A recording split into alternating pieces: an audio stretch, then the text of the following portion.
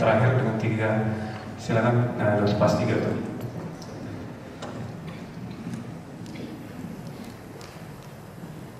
Selamat siang Pak, nama saya Handoko dari Karya Mulia. Saya mau bertanya kepada Pak Calvin nih. Kalau WP luar negeri menunjuk WP dalam negeri sebagai agen pemasaran suatu produk, terus PT WP dalam negeri ini dituju sebagai agen untuk pemasaran untuk mencari customer suatu yang barang yang disebut sebagai agen. Kemudian transaksi yang terjadi WP luar negeri dengan penemuan WP dalam negeri itu transaksi itu tidak sangkut paut dengan WP dalam negeri yang ditunjuk sebagai agen. Apakah WP dalam negeri mendapat fee dari WP luar negeri dikenai PPN, Pak? Maksudnya gini, apakah WP dalam negeri yang ditunjuk sebagai agen akan membuka faktur nggak Pak? Terutama PPN nggak? Terima kasih Pak. Apa tadi Pak siapa? Saya Handoko. Handoko ya. Kita penanya kedua mungkin yang sebelahnya Pak Handoko dia. Selamat siang Bapak Ibu sekalian, saya Himawan dari IBU Pak.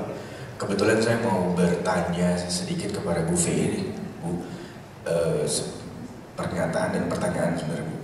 Kalau tadi saya lihat dari paparan Ibu tentang RPP yang akan dibangun untuk e-commerce, saya ngelihat sedikit sekali Bu untuk perlindungan kepada merchant.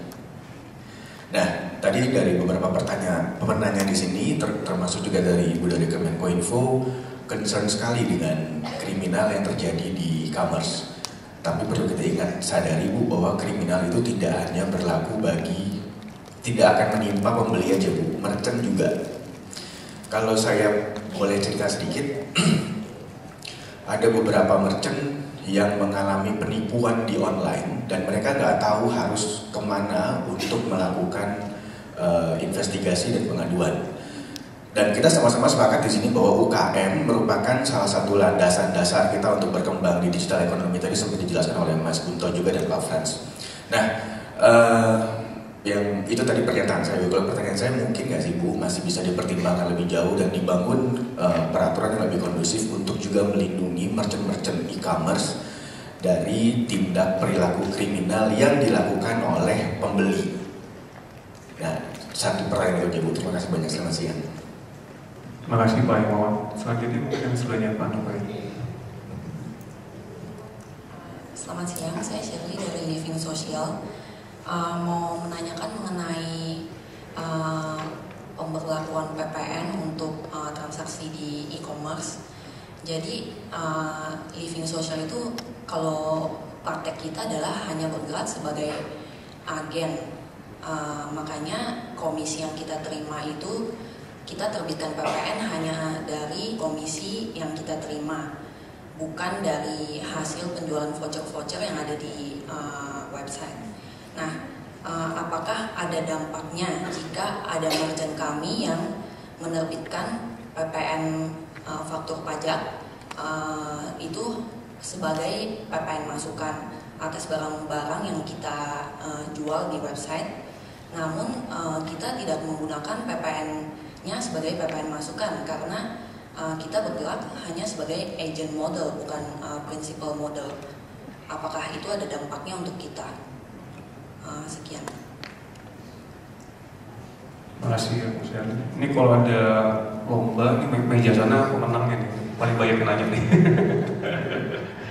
Silakan mulai dari Pak Handoko dari Karya Mutiara terkait dengan agen pemasaran yang ditunjuk dari luar negeri, apakah wajib menggunakan faktur ketika ada pendapatan fee? Silakan Pak Handoko. Terima kasih Pak. Ini Pak Handoko ya Pak ya. Ya tadi kembali lagi sebenarnya PPN itu dikenakan atas apa gitu. Kalau di Undang-Undang PPN di pasal 4 dikatakan PPN dikenakan atas penyerahan BKP dalam daerah pabean oleh pengusaha atau penyerahan jasa kena pajak. Nah terkait dengan jasa penjualan tadi, agen penjualan atau mencari mencari pembeli ya. Kalau memang diserahkannya di dalam daerah pabean, yaitu terutang PPN. Walaupun mungkin maksud Bapak yang memanfaatkan ini di luar negeri gitu, karena konsumennya di luar negeri. Tidak seperti itu. Undang-undang PPN tidak membatasi di mana jasa tersebut dimanfaatkan, tapi di mana jasa tersebut diserahkan. Dan itu dipertegas lagi di PP 1 tahun 2012 gitu loh. Jadi walaupun penerima jasanya itu di luar daerah pabean, ya dia tidak sepanjang jasanya itu adalah jasa kena pajak dan diserahkan di dalam daerah pabean, ya dia akan terutang PPN. Memang ada nanti di Undang-Undang PPN yang baru juga diatur masalah ekspor jasa kena pajak, tapi itu kita batasi hanya untuk 3 jasa dan masing-masing itu ada kriterianya. Ada jasa maklun, jasa perbaikan dan perawatan barang bergerak yang dimanfaatkan di luar daerah pabean, dan jasa konstruksi atas barang tidak bergerak yang berada di luar daerah pabean. Jadi limited sekali atas ekspor jasa kena pajak tersebut. Bukan, tidak termasuk ekspor jasa. Ya, jadi kita tidak melihat dari mana dibayarkan, kita melihat di mana jasa tersebut diserahkan. Gitu. Jadi kita tidak melihat siapa penerimanya gitu loh. Kalau kita berbicara barang mungkin gampang. Kalau barang itu kan atas ekspor barang, supaya seperti sekarang kan ada restitusi barang yang dibeli oleh turis asing gitu kan. Kita gampang identifikasinya bahwa barang tersebut dibelinya di toko tertentu, fakturnya ada, dan yang membeli juga pemegang paspor asing, di sini juga baru berapa lama, dan dia akan ke luar negeri. Oke, ini akan dikonsumsi di luar negeri, itu akan PPN-nya akan kita kembalikan. Tapi kalau jasa kan susah kita Pak mengidentifikasi. Oleh karena itu di Undang-Undang PPN diatur di mana jasa tersebut diserahkan, tidak melihat siapa yang memanfaatkan. Oke, gitu Pak ya. Terima kasih Pak Kevin.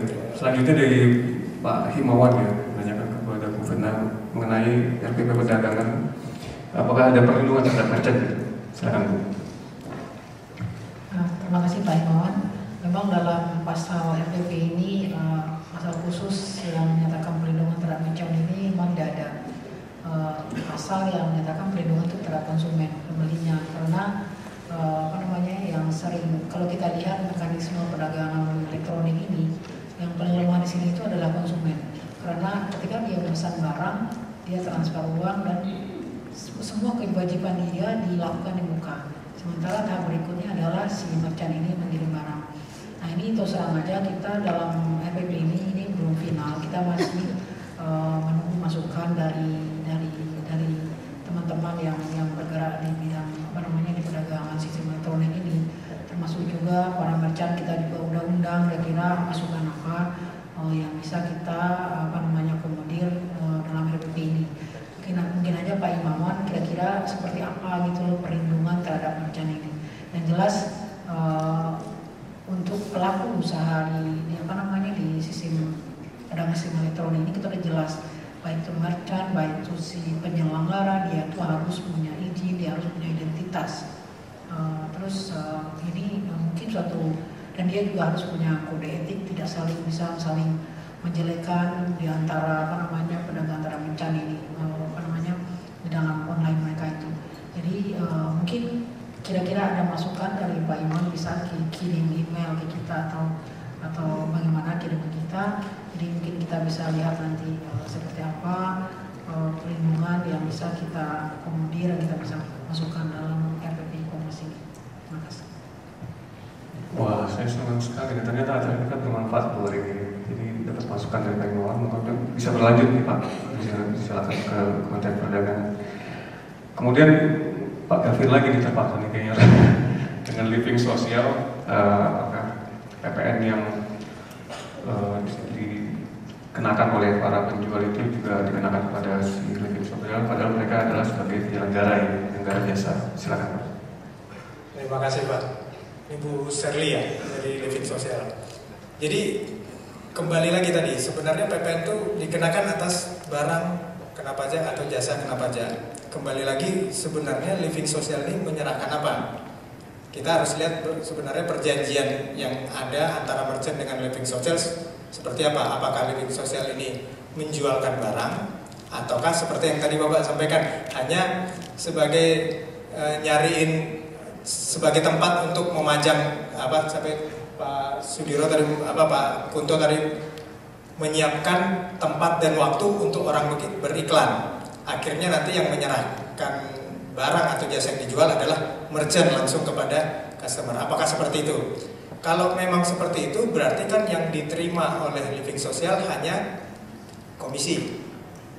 Ya kalau memang hanya komisi, ya komisi itulah yang dikenakan PPN. Komisinya diterima dari merchant. Berarti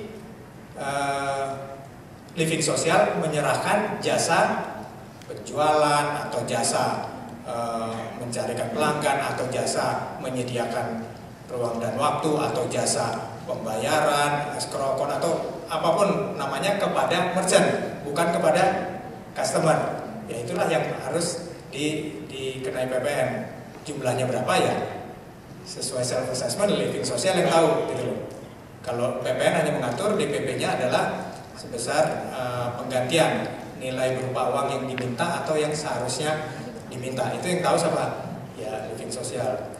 Dan ketika diterbitkan faktur atas penyerahan jasa escrow account atau jasa penjualan dari living social kepada merchantnya, mungkin toko A, ya itu adalah pajak keluaran bagi living social dan itu merupakan pajak masukan bagi si toko A gitu loh. Karena ini merupakan bagian dari proses pemasaran atau proses distribusi dia, dan itu boleh dikreditkan oleh si toko tersebut.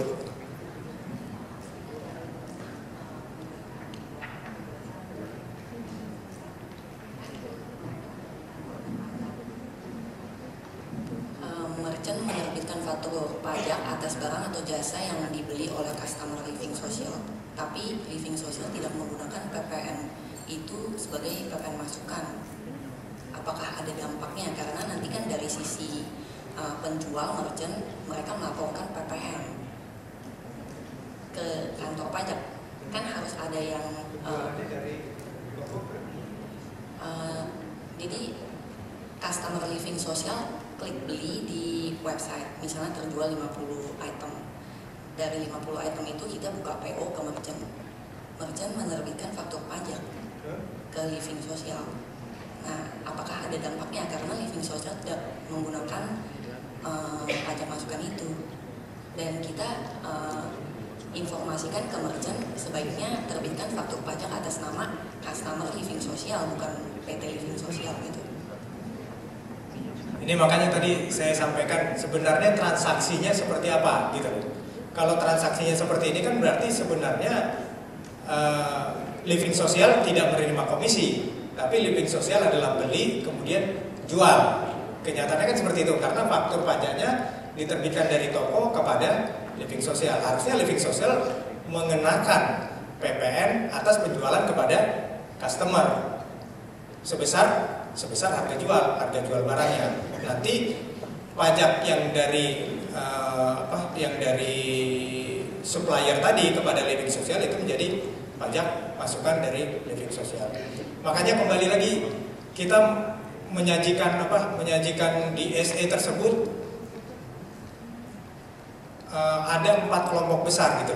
4 kelompok besar ini masing-masing punya karakteristik dan itulah yang harus kita lihat. Kita karakteristiknya yang mana gitu. Kalau memang ada penyerahan jasa sama seperti saya nggak punya barang nih, tapi saya mau jual baju. Ada di ruangan saya 10 orang berminat untuk beli baju tipe A. Kemudian saya ke Tanah Abang untuk beli 10 baju. Sebenarnya kan saya rangkaian dari proses distribusi tersebut gitu loh.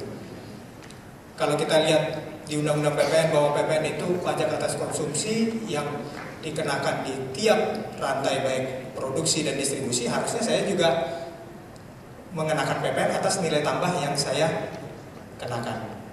Nilai tambah itu ya bisa proses yang saya lakukan atau bisa juga laba saya kan nilai tambah juga gitu.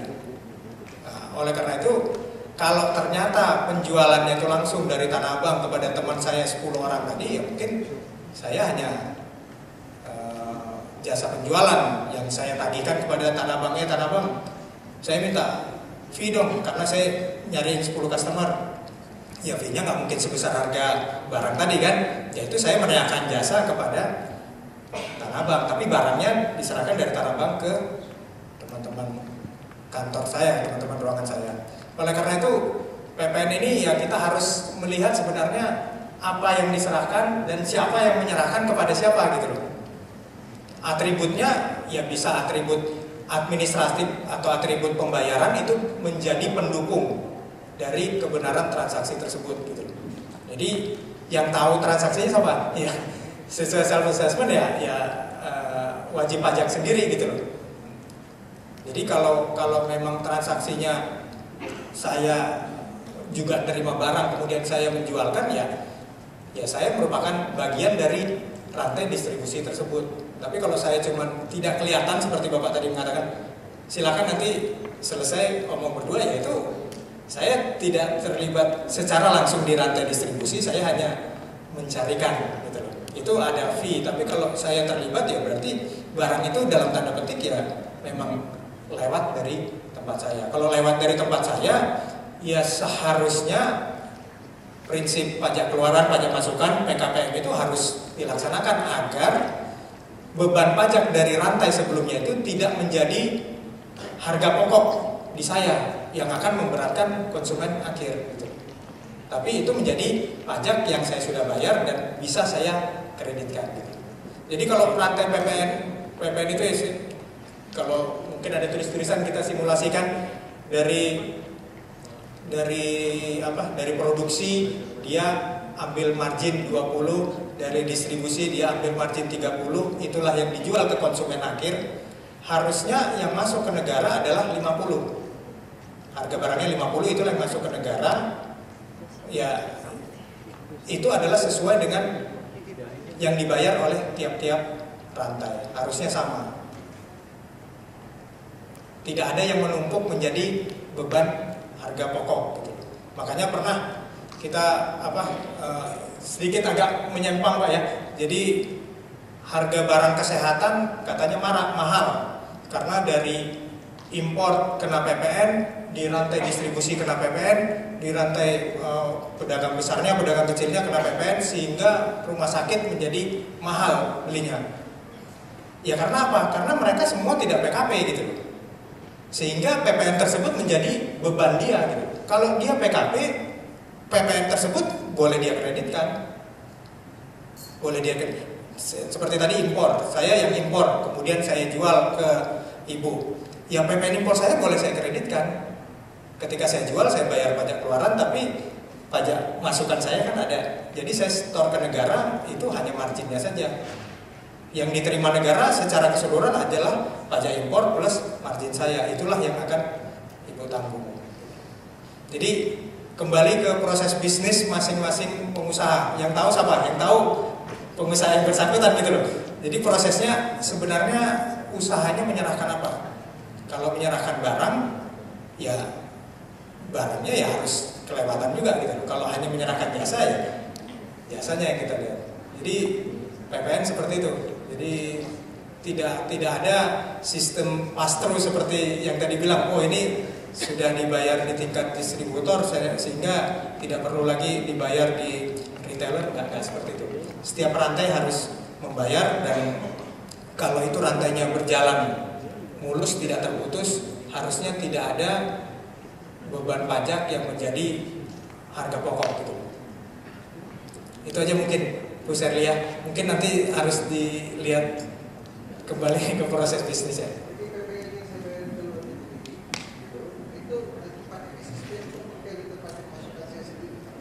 Tidak Pak. Yang Bapak bayar itu adalah pajak keluaran. Harusnya yang mengkreditkan adalah orang yang di luar. Ya Bapak bayar saja. Pakai faktur Pak. Faktur Bapak laporkan. Berarti dalam hal ini Bapak melakukan penyerahan jasa, tapi tidak ada yang mengkreditkan. Karena dia di luar negeri gitu loh. nggak laku Pak PPN di sini dikreditkan di luar negeri karena PPN isunya tidak ada cross border untuk pengkreditan. Kalau seperti tadi yang Google-nya ada di luar, saya memanfaatkan jasa kena pajak di dalam daerah pabean, tapi Google-nya di luar. Harusnya yang bikin faktor pajak siapa? Google melakukan penyerahan kepada Calvin di Indonesia, tapi kan Google-nya di luar negeri, masa dia mau kita suruh untuk bikin faktor? Akhirnya kita secara self assessment membayar PPN impor, tapi itu boleh kita kreditkan. Bukan gitu Pak, yang tadi dari siapa? Yang dari Google tadi, apa yang jasa iklan? Harusnya Google-nya kan di luar negeri Pak ya, Bapak bayar pemanfaatan itu dapat dikreditkan oleh perusahaan Bapak, gitu. Kira-kira seperti itu Pak. Terima kasih Pak Frans, terima kasih. Terima kasih Pak. Kita hapus dulu ya. Saya ucapkan terima kasih atas nama pimpinan, atas kehadiran Bapak-Bapak dan Ibu sekalian, atas masukannya, pertanyaan dan diskusinya. Semoga kita bisa menjadikan event ini sebagai momentum supaya menjadikan e-commerce itu menjadi lebih baik untuk Indonesia yang juga lebih baik tentunya. Sampai berjumpa pada kesempatan yang akan datang. Mudah-mudahan kami akan selalu mengadakan event-event seperti ini dan Bapak dan Ibu akan kami undang terus supaya lebih tetap update. Terima kasih. Assalamualaikum warahmatullahi wabarakatuh.